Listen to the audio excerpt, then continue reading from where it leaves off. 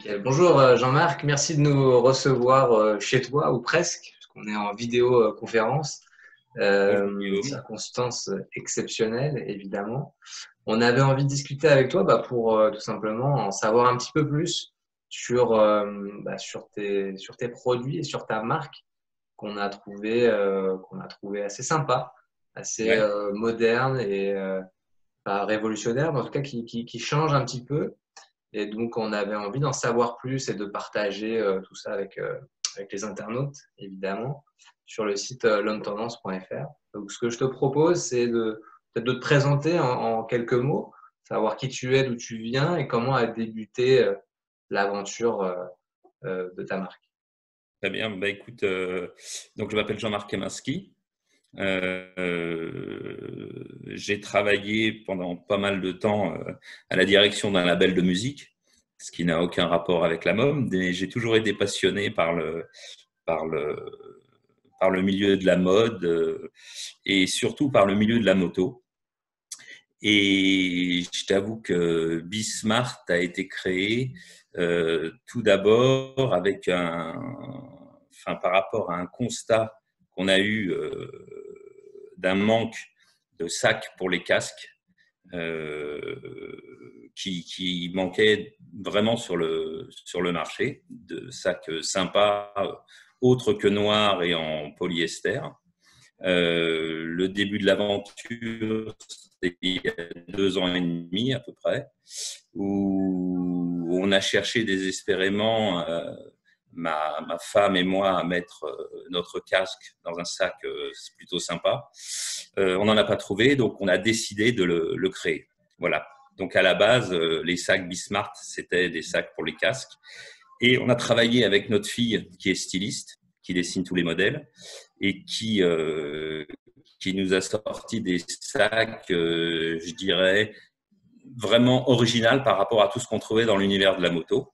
Et on a ouvert, je dirais, l'univers à une autre vision de notre sac pour aller vraiment vers la mode. Voilà.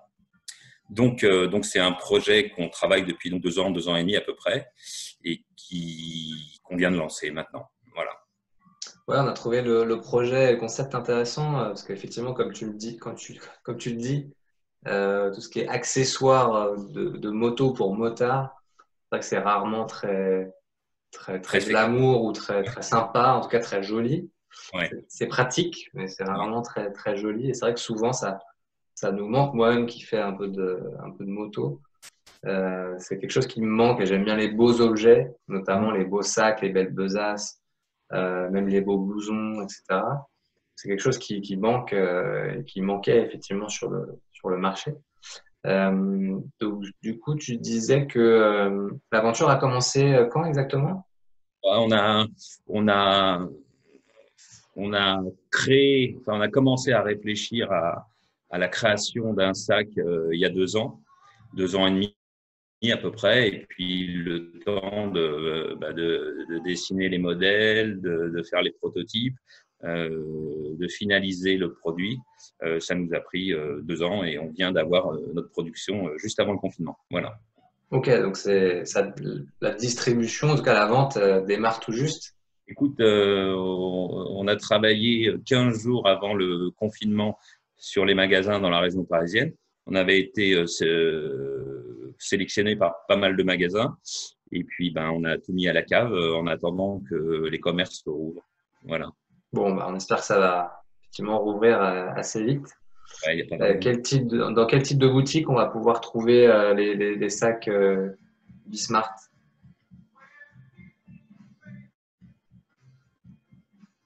Excuse-moi, je n'ai pas entendu. Ouais, dans quel type de boutique? Alors, on a travaillé sur des concept stores très mode, des magasins. Alors, effectivement, sur tout ce qui est accessoires moto, revendeurs de casques, sur des magasins sport de glisse notamment. Et en fait, nous, notre produit, on l'axe sur la mobilité urbaine. Ok. Voilà. Du coup, on est sur une gamme de prix qui est assez élevée, en tout cas. Oui. Enfin, je trouve, hein, personnellement. Mais ça, évidemment, il y a des raisons pour ça. Qu'est-ce qui fait que aujourd'hui les sacs Besace Bismart sont vendus autour de 250 euros, c'est ça? Ouais, entre 200 et 230 euros, 239 euros. Alors tout d'abord, il y a la matière. On a choisi de travailler avec le néoprène, qui était une matière suffisamment rigide pour se tenir quand le sac n'est pas plié. Puisque une des spécificités, entre guillemets, c'est que le sac il soit pliable. Et il fallait une matière suffisamment souple, justement, pour pouvoir se ranger dans sa pochette intégrée. La façon, on a choisi de travailler au Portugal et les néoprènes sont italiens. Tout ce qui est mercerie est italien et tout ce qui est assemblage, découpe est portugaise. Voilà. Et on est effectivement dans un sac haut de gamme, relativement haut de gamme. Ouais, on est sur un sac haut de gamme, de par la qualité des matières qui sont utilisées, de par la confection aussi européenne. Au Portugal, on sait que voilà, le Portugal, c'est reconnu pour la qualité de la confection Ouais. dans l'univers de la mode et des accessoires, hein, de manière générale, des chaussures, etc. Donc, c'est plutôt positif.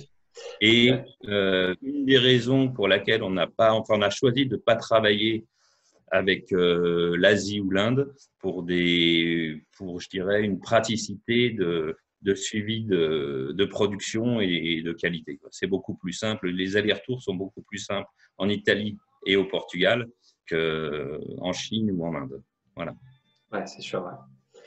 Ouais. Ok, super. Et du coup, alors on est sur des sacs avec des designs assez particuliers, que moi je trouve assez graphiques pour le coup. Et ce qui est assez étonnant, dans le bon sens du terme, c'est aussi le choix des couleurs. Alors, je ne sais pas si c'est lié aux matières ou si c'est un véritable choix de votre part d'axer sur des couleurs qu'on n'a en fait pas l'habitude de voir de manière générale, je trouve. C'est vraiment un choix, hein, parce qu'avec ces matières, on peut vraiment travailler toutes les gammes de couleurs. Et là, les couleurs qu'on a choisies, c'est vraiment un choix délibéré.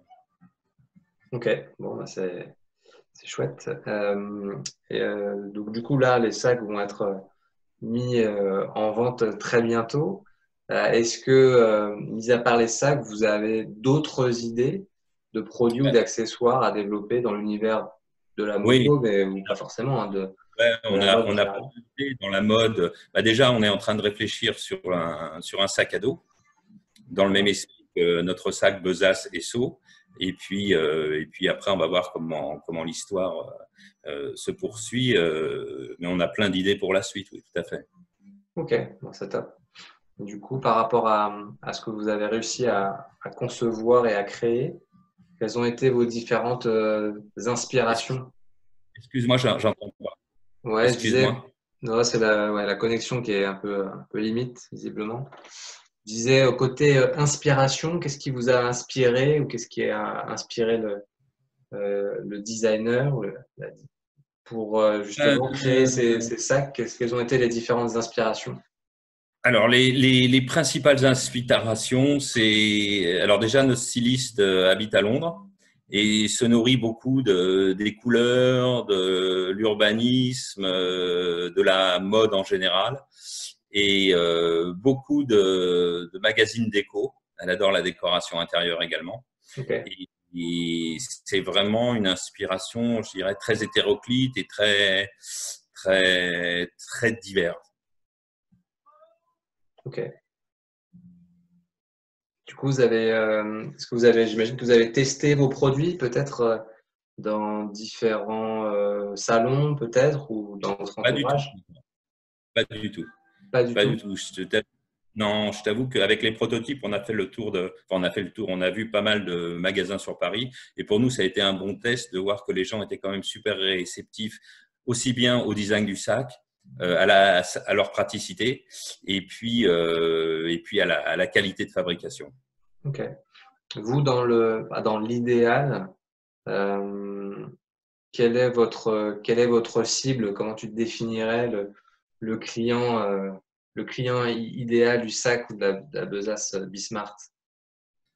Euh, je dirais que la cible est très, très, très large, avec des gens qui veulent un peu de nouveauté, avec une matière qu'on n'a pas l'habitude forcément de voir dans l'univers de la maroquinerie, notamment du sac. Euh, euh, un public relativement jeune, je dirais entre 18 et 40 ans, et qui se déplace et qui a besoin d'un sac au quotidien. En fait, c'est vraiment le sac du quotidien. Oui, c'est ça, c'est pas uniquement un sac pour la moto, pour ranger Ah non, son casque en fait. ah non, pas du tout. Je t'avoue c'est vrai que on a, on a pensé le sac au début parce que nous, on avait un besoin vraiment d'avoir un sac dans lequel on puisse mettre notre casque quand on allait au cinéma, au restaurant, on se baladait et c'est vrai qu'on en avait marre de se balader avec le casque sous le bras. Mais c'est vraiment une des cibles parmi toutes les autres. Et ça, on a réussi justement à ouvrir cet horizon grâce au design des sacs. Ok, bah écoute, c'est chouette. C'est chouette en tout cas, on va vous suivre, on va suivre la progression, en tout cas la sortie, C'est gentil. et puis C'est la gentil. progression et pourquoi pas les futurs produits. On a hâte de découvrir ça. Et puis évidemment, on va partager tout ça, notre interview sur le blog l'homme-tendance.fr et sur nos différents réseaux sociaux avec plaisir. Donc restons en contact pour savoir comment ça se passe pour la suite. Avec grand plaisir, Guillaume. Bon, bah écoute, merci encore. Et En tout puis cas, prends soin de toi, fais attention, et puis vivement le déconfinement. voilà, également de même, prenez soin de vous, restez chez vous tous Ouais, exactement. et à très À bientôt. bientôt. Merci en tout cas. Au revoir.